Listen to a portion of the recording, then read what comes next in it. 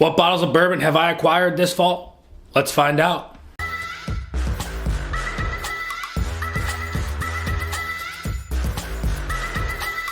What is going on, everybody? Nathan here with the Everyday Drinker, bringing you guys a brand new video. Today we're going to go over the October and November bottle bourbon haul, the bottles of bourbons and whiskeys that I was able to pick up within the last 2 months. October was a pretty slow month. November was a really good month, so I decided to just put them both together and give you guys what I was able to acquire. Now, before we do that, as always, I want to know what bottles you picked up. Let me know down in the comments below. One more thing about comments, go check out the video a couple days ago, the 5,000 subscriber giveaway. That is happening on Friday, so go leave a comment on that video, EDD Van Winkle, for your chance to win a bottle of Blanton single barrel bourbon to add to your collection.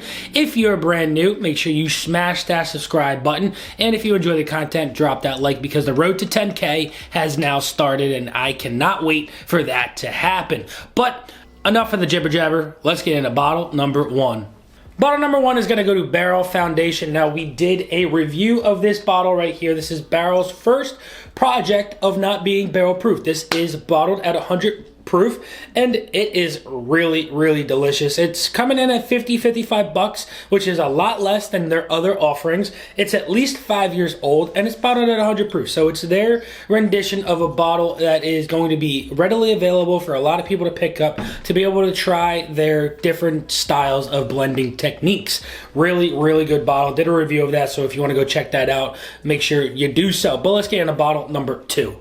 Bottle number two is going to go to a trifecta. These bottles are from Cedar Ridge. Now, this is an Iowa straight bourbon whiskey that is really good. They sent me their small batch, which I put, when I did the review of this bottle, this is a really good bottle to get your palate acclimated for the start of the day, however much you're going to be drinking. Even if it's just one drink and you're looking for something low proof, this is a delicious pour that I will always recommend. Next up, we've got their barrel strength. Now, this one was batch number 4, coming in at 116 proof. Really good. Just amp up those flavors out of the small batch, put them in a single barrel, and that's what you got here. And then finally, they did send me, after I did the review of these two, they sent me this bottle right here. This is their double oak. Now, this is coming in at 105 proof, release number 3, and it's really good. I was very surprised to really enjoy these bottles as much as I did, and I'll tell you right now, Cedar Ridge has done a really good job over at their distillery, making and creating and distilling really good spirits for what I believe as not too much of a price. And they were kind enough to send these my way, and I did a review, and I hope that you guys are able to find these in your area. All right, next bottle. Next bottle is going to go to a double header. We've got RDOne, and we did a review of these way back in the beginning of October, and I will tell you this. If you're looking for finished bourbons that aren't going to break the bank and that are absolutely delicious, these are definitely the way to go. RDOne does an absolutely amazing job of their finished products. This is their Amburana finish. This is coming in at 110 proof, so if you're looking for a bourbon that is going to come close to the Penelope Rio, this is definitely one that should be on the shelves for you to go pick up. And then if you're looking for something that is a maple syrup pancake breakfast for dinner and a glass, this is the maple barrel finish. This is 99.9 proof, and it's really good just on a rock. You could throw a little bit of extra sweetener in there and a dash of bitters, and this is going to be a really good old-fashioned. But I enjoy this one so much. It is a dessert bourbon. You think that Penelope Rio is a dessert bourbon, you think Amburana is a dessert bourbon. This maple cask finish is 100% a dessert bourbon. It comes through a lot more than the Widow Jane Decadence. This is a punch-in-your-face maple. If you're looking for something that is like that, this is definitely the one that you are going to be looking for. But let's get into the next bottle. Next bottle, we got Bird Gang. Fly, Eagles, Fly. That's right. We've got a bottle of bourbon distinctly for the Philadelphia Eagles. I was able to get a bottle of this. My buddy Patrick muled this for me, picked it up when this was first released. I've got absolutely no desire to open this bottle. This is just one that is going to be sitting on the shelves for God knows how long.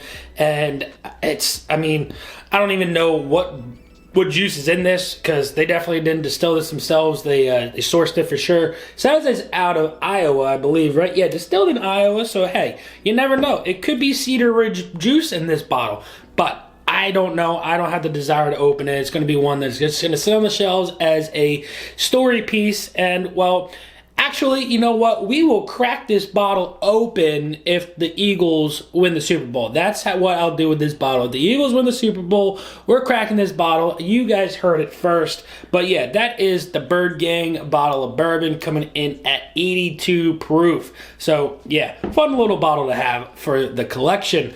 Next bottle. Redwood Empire Pipe Dream Cask Strength. Now, Redwood Empire did send this bottle my way. I am going to be doing a review for you guys next week on this bottle. I was really interested in trying their cask strength offerings. As you guys know, I really enjoy the Lost Monarch, and well, they sent this bottle my way, and I've opened it. I've got it past the shoulder, and I'm letting this bad boy breathe for a couple of days. And this is a really good bottle of bourbon. I would recommend it highly if you're looking for something that's a little bit different out of the norm from what you're really going after. Because if you're looking for a cask strength bottle that it's younger, but it's not super young, but it still is packed full of flavor. It's super sweet. This is the one that you should probably be looking for, and I hope it's on your shelves because it's a darn good bottle. But let's get into the next bottle. Next bottle goes to JT Meleck Single Barrel Cask Strength Rice Whiskey. JT Meleck is out of Louisiana, and this is a true farm to distill it to bottle to your shelf to your stomach bottle of juice. Now, this is rice whiskey. It is not bourbon whatsoever, and this stuff is freaking delicious. I'm going to be doing a review of this within the next couple of weeks as well, just so you guys know about it.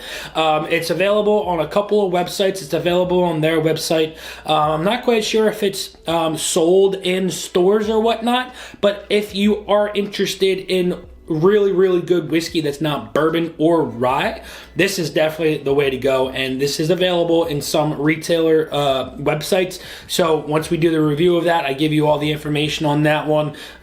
You guys must go pick it up, even if you don't watch that video. It's a must get for a really good bottle of juice that is not bourbon. As you guys know, I'm a big bourbon lover. I'm stepping into the rise, and when this came my way, I was very intrigued, and well, it stood up to the amazement that I was blown away by how good that bottle of juice is. But nonetheless, let's get into the next bottle.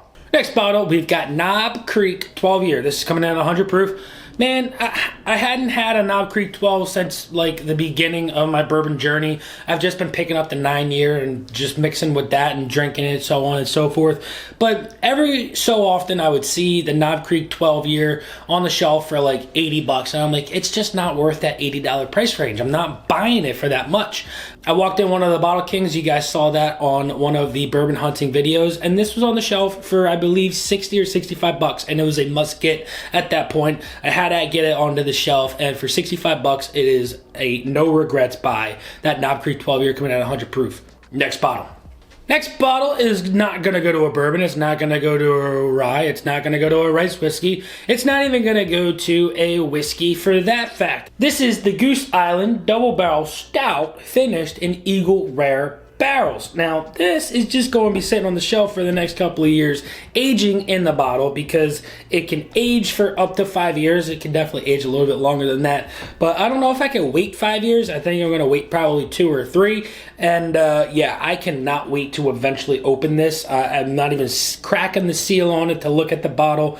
It's a really cool piece to have. I mean, Goose Island does some really good things. They did Old Fitz last year. This year they did Angel's Envy. Their 3 regular offerings and this Eagle Rare barrel finished. And well, I got the Eagle Rare one. And once the time comes, and in a couple of years, I'll do a review of this beer for you guys, so that you guys can know how much you missed out on this bottle right here. But without further ado, let's get into the last bottle that we got for this haul.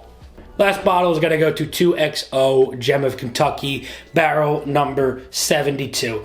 Did a review of this the other day. You guys all saw it. You guys all enjoyed it. You let me know in the comments below if you were looking for this bad boy or what. But I was high on hell water looking for this once it was released, and I wanted to get my hands on a bottle, and here it is on my shelf in a review in the glass. Cracked it for my birthday, and well, it was a really, really good pour. There you guys have it. Those were the bottles that I was able to acquire for the last couple of months. I want to know down in the comments what you guys picked up the last couple of months, because I missed the I missed the October one, and I apologize about that, but I hope this one made up for it. We picked up 2, 4, 6, 8, 9, 10, 11, 12 different bottles. Sorry I missed last month, but hey, things happen, and some months aren't as good as others. But hey, we made up for it in November. Hope you guys enjoyed this one. Let me know down in the comments what bottles you picked up. Until next time, this has been Nathan with The Everyday Drinker. Cheers.